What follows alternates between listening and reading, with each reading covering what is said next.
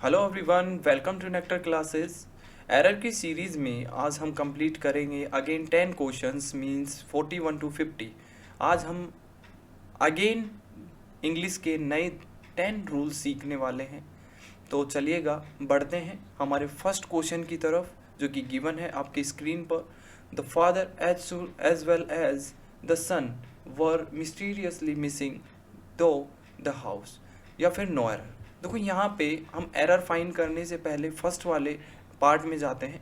देखो यहाँ पे एज वेल एज सिन क्या किया गया है, दो सब्जेक्ट को जोड़ा गया है। देखो क्या है, फर्स्ट सब्जेक्ट क्या है, द फादर, सेकंड क्या है, द सन्स। यहाँ पे दो सब्जेक्ट को एक कंजंक्शन से जोड़ा है, ठीक है। अब इसका मतलब क्या हुआ, इसका मतलब ये हुआ कि अब दोनों सब्जेक्ट से, दोनों क्या है, नाउन है, और दोनों क्या है, एज सून एज से कनेक्ट है। तो अब वर्ब जो आएगा वो किसके अकॉर्डिंग आएगा। देखो हमेशा ध्यान रखना, as well as soon as, इस तरीके का कंजंक्शन जब भी देता है, मैंने आपको पहले भी प्रीवियस जो वीडियोस हैं मैंने उनमें बताया है आपको कि जब भी कभी इस तरीके के कंजंक्शन जो होते हैं, जैसे for example as soon as well as, इस टाइप के जब भी कंजंक्शन देता है तो उनमें हमेशा जो वर्ब आएगा वो वर्ब किसके अकॉर्डिंग आएगा, फर्स्ट वाले सब्जेक्ट के अकॉर्डिंग आएगा। दैट मीन्स यहाँ पे द फादर क्या है, सिंगुलर है, तो यहाँ पे सिंगुलर ही वर्ब आना चाहिए। मतलब सिंगुलर वर्ब क्या आएगा, यहाँ पे वर्ब को रिप्लेस कर देंगे किससे, वॉज से। तो कौन से वाले पार्ट में एरर हो जाएगा, पार्ट बी में एरर हो जाएगा। आई होप आपको बात समझ आई होगी।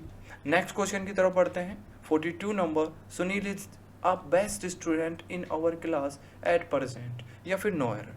देखो जब भी कभी सुपरलेटिव डिग्री के साथ कभी भी कंपैरिजन करता है तो हमेशा सुपरलेटिव डिग्री क्या है, बेस्ट है, सुपरलेटिव डिग्री है। दैट मीन्स इसके पहले आर्टिकल हमेशा द यूज करते हैं। रूल है इंग्लिश का कि कभी भी सुपरलेटिव डिग्री का यूज किया गया है तो दैट मीन्स वो आर्टिकल द लेगा, ठीक है। तो आप इस बात को इस तरीके से ध्यान रख सकते हैं। और यहाँ पे एरर आर्टिकल की थी तो आप इस चीज़ को यहाँ पे कवर कर सकते हैं। बढ़ते हैं नेक्स्ट क्वेश्चन की तरफ। It is in 1920। देखो ये तो बोलने में ऑकवर्ड लग रहा है। आई होप आपको ये बात समझ आ गई होगी कि इस वाले पार्ट में एरर है। नहीं भी आई होगी तो भी बताता हूँ इस टाइप के क्वेश्चंस को कैसे डील करते हैं। That was we first flew to United State. ये कह रहे हैं कि भाई हम सबसे पहले 1920 में यूनाइटेड स्टेट के लिए क्या किया था हमने, मतलब फ्लू किया था, उड़ान भरी थी। तो देखो यहाँ पे ये बात कर रहा है पास्ट की। किसकी बात कर रहा है, पास्ट की बात कर रहा है। क्योंकि ये पास्ट की बात कर रहा है दैट मीन्स यहाँ पे पास्ट की वर्ब भी होनी चाहिए। इट इज़ इन 1920, इसका मतलब क्या है, इस तो प्रेजेंट वाला हो गया, तो यहाँ पे क्या आना चाहिए, वाज आना चाहिए। पास्ट टेंस की बात कर रहा है दैट मीन्स पास्ट आना चाहिए। तो यहाँ पे क्या हो जाएगा, इज क्या है, यहाँ पे इनकरेक्ट गिवन है तो क्या हो जाएगा, करेक्ट क्या हो जाएगा, it was in 1920 that we first flew to the United State. देखो जब भी कभी पास्ट से रिलेटेड कभी भी टाइम गिवन होता है या उस तरीके की आपको सूचना का बोध होता है कि सेंटेंस में पास्ट की बात की गई है तो वर्ब भी पास्ट की यूज करेगा। सिंपल लॉजिक है। चलिएगा बढ़ते हैं नेक्स्ट क्वेश्चन की तरफ।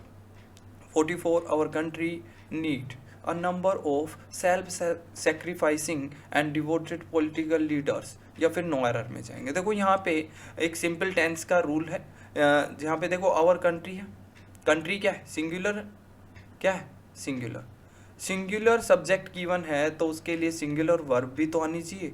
यहाँ पे नीड क्या गिवन है, प्लूरल गिवन है। इसको सिंगुलर बनाने के लिए क्या करेंगे, नीड्स कर देंगे, एस लगा दो, सिंपल। तो यहाँ पे क्या हो जाएगा, आवर कंट्री क्या था, सिंगुलर था, और यहाँ पे मुझे क्या करना है, सिंगुलर वर्ब यूज करनी है। और यहाँ पे क्या गिवन था, प्लूरल वर्ब गिवन थी। सिंगुलर बनाने के लिए इसको क्या करेंगे, इसमें एस ऐड कर देंगे, सिंपल। तो कौन से वाले पार्ट में एरर हो गया, ए पार्ट में एरर हो गया। चलिएगा बढ़ते हैं नेक्स्ट क्वेश्चन की तरफ। 45 instead of his busy and hard life he still remains freshness and robustness. देखो यहाँ पे कह रहा है कि भाई देखो यहाँ पे दो वर्ड्स को समझना ज़रूरी है। देखो ये हमेशा मुझे कंफ्यूजिंग लगते थे, आई होप आपको भी लगते होंगे। तो समझ लेते हैं इस चीज़ को पहले। देखो यहाँ पे इंस्टेड ऑफ और इन स्पाइट ऑफ में नॉर्मली बोलने में ऐसे लगता नहीं है कि ये दोनों में डिफरेंस क्या है, बट बहुत दिन और रात का जैसा डिफरेंस है। देखो इंस्टेड ऑफ का मतलब होता है के बदले में, और इन स्पाइट ऑफ का मतलब होता है के बावजूद। देखो अब सेंटेंस क्या चाहता है उसके अकॉर्डिंग चलेंगे। इंस्टीड ऑफ का मतलब हो गया के बदले में। His busy and hard life, उसकी बिजी और हार्ड लाइफ के बदले में ही स्टिल रिमेन्स, वो क्या है एकदम, क्या है एकदम फ्रेशनेस रहता है और अब तरोताज़ा रहता है। क्या इसका सेंस आपको ठीक लग रहा है कि वह उसकी ज़िंदगी हार्ड और बिजी होने के बदले में वो क्या रहता है, फ्रेश और रोबस्टनेस रहता है। समझ पा रहे हो? तो देखो इसका सेंस आ नहीं रहा है। देखो सेंस कैसे आएगा समझो।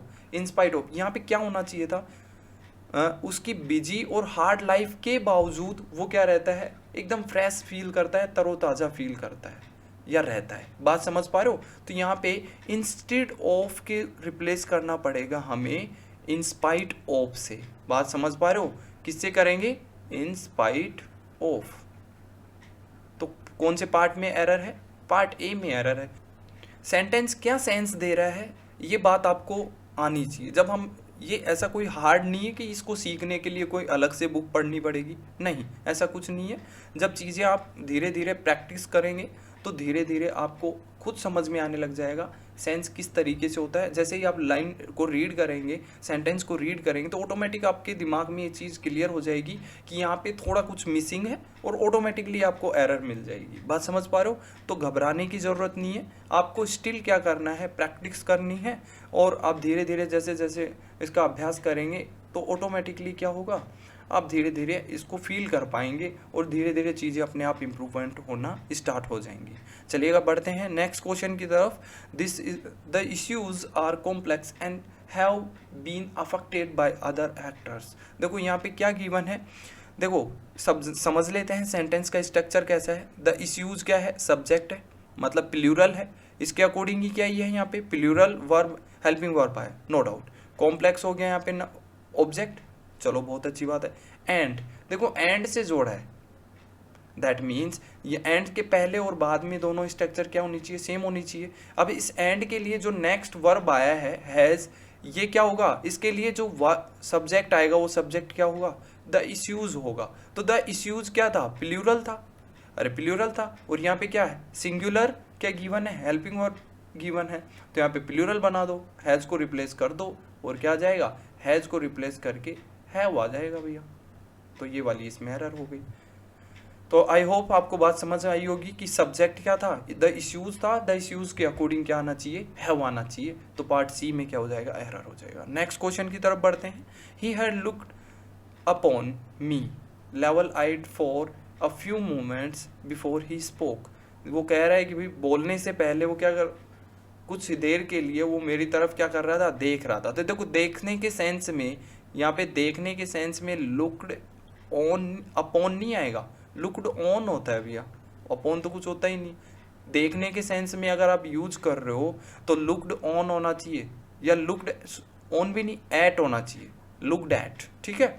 लुक एट का मतलब होता है देखना, लुक एट प्रीपोजिशन होता है, लुक एट का मतलब होता है देखना, देखना, ठीक है। तो यहाँ पे किसका एरर है, प्रीपोजिशन का एरर है। तो आई होप आपको बात समझ आई होगी। नेक्स्ट क्वेश्चन की तरफ बढ़ते हैं। It was 7 o'clock in the evening when the train steamed into the station. देखो 1 by 1 पार्ट्स में चलते हैं। इट सब्जेक्ट है, वॉज 7 o'clock बिल्कुल सही बात है भाई, 7 बजे हैं। इन द इवनिंग शाम के 7 बजे। When the train steamed into the station. देखो हमेशा जब भी ट्रेन स्टेशन पर आती है तो स्टेशन पर नहीं, स्टेशन में, जैसे इसमें इंग्लिश में हमेशा स्टीम्ड इनटू यूज करते हैं। इस चीज़ को हमेशा आप ध्यान रखना, ये एकदम करेक्ट है। यहाँ पे कोई प्रीपोजिशन की एरर नहीं है, क्योंकि कई बार आप कंफ्यूज हो जाते हैं कि सर यहाँ पे स्टीम्ड इनटू ना होके क्या होना चाहिए, स्टीम्ड इन होना चाहिए। तो हमेशा बात रखना, ध्यान रखना कि ट्रेन के स्टेशन पर आने के लिए हमेशा इनटू का यूज करते हैं। किसका यूज करते हैं, तो इनटू का यूज करते हैं। ये कोई एरर नहीं है यहाँ पे, इस वाले सेंटेंस में देखो तो कोई एरर नहीं है, इसका मतलब क्या होगा, नो एरर में जाएंगे। चलिएगा बढ़ते हैं नेक्स्ट क्वेश्चन की तरफ। नेक्स्ट क्वेश्चन गिवन है, he reminded me that he has often told me not to play with fire. वो कह रहा है कि भाई वो मुझे जनरली बोल रहा है कि आग के साथ ना खेले। देखो यहाँ पे अगर बात करें तो ये सेंटेंस गिवन है, एक नरेशन का सेंटेंस है, मतलब डायरेक्ट इनडायरेक्ट का गिवन है। यहाँ पे रिपोर्टिंग जो वर्ब है वो किस में है, रिपोर्टिंग वर्ब किस में है, पास्ट में। अरे पास्ट में है तो रिपोर्टेड स्पीच में क्या होगा, चेंज होगा, और वो भी किस में जाएगी, उसकी वर्ब भी किस में होनी चाहिए, पास्ट में होनी चाहिए। ये रूल है भैया नरेशन का। मैं नरेशन जब टॉपिक पढ़ाऊंगा तो उसमें बकायदा इस चीज़ को बताऊंगा, अच्छे से चीज़ों को बताऊंगा कि जब भी रिपोर्टिंग वर्ब वाला पार्ट जो होता है, रिपोर्टिंग स्पीच वाला जो पार्ट होता है अगर पास्ट में होता है तो रिपोर्टेड स्पीच वाले पास्ट भी क्या होता है, पास्ट में ही रहेगा, ना कि प्रेजेंट में। तो यहाँ पे क्या होना चाहिए, हैड होना चाहिए, सिंपल। ठीक है, तो बढ़ते हैं नेक्स्ट क्वेश्चन की तरफ। 50 I would have ask you for dinner if I had known that you are staying here tonight. देखो अगेन अगर इस वाले क्वेश्चन की बात करें तो कंडीशनल सेंटेंस है, और कंडीशनल सेंटेंस के लिए मैं पहले भी स्ट्रक्चर बता चुका हूँ कि इफ़ वाले क्लॉज में क्या आना चाहिए, हमेशा हैड या सेकंड फॉर्म का यूज करेगा, पास्ट की यूज करेगा। हैड नोन है, बिल्कुल करेक्ट है, कोई एरर नहीं है। तो इसके साथ वाले क्लॉज में हमेशा क्या होना चाहिए, वुड हैव वी थर्ड होना चाहिए। बात समझ में आई, वुड हैव वी थर्ड होना चाहिए, जो कि यहाँ पे गिवन है पहले से। तो देखो यहाँ पे एरर किस वाले पार्ट में है वो भी देख लेते हैं। देखो देखो ये गिवन क्या है, अगर इस वाले पार्ट को हम देखें ना तो हमें दिखेगा कि ये वाला जो सेंटेंस गिवन है एक नरेशन है, डायरेक्ट इनडायरेक्ट में है। और मैंने कि जैसे कि पहले भी बता चुका हूँ, जब भी रिपोर्टिंग स्पीच किस में होता है, पास्ट में होता है। तो रिपोर्टेड स्पीच वाले पार्ट में हमेशा क्या आएगा, पास्ट टेंस का यूज होगा, जो कि यहाँ पे क्या गिवन है, प्रेजेंट का यूज किया गया है। तो यहाँ पे क्या आना चाहिए, हमेशा क्या होना चाहिए, वर आ जाना चाहिए। क्या आएगा, वर। पास्ट की बात करें तो आर को रिप्लेस करेंगे किससे, वर से।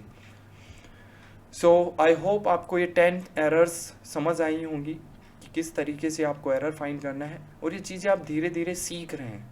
पहले वाले वीडियोस को अगर आपने कंप्लीट किया है तो आप ये बात समझ पा रहे हो कि देखो एरर फाइंड करना बहुत मुश्किल काम नहीं है, बहुत इजी वे है, अगर चीज़ें आपके अभ्यास में है, प्रैक्टिस में है। ठीक है, तो आज के लिए इतना ही रखते हैं। जय हिंद, जय भारत।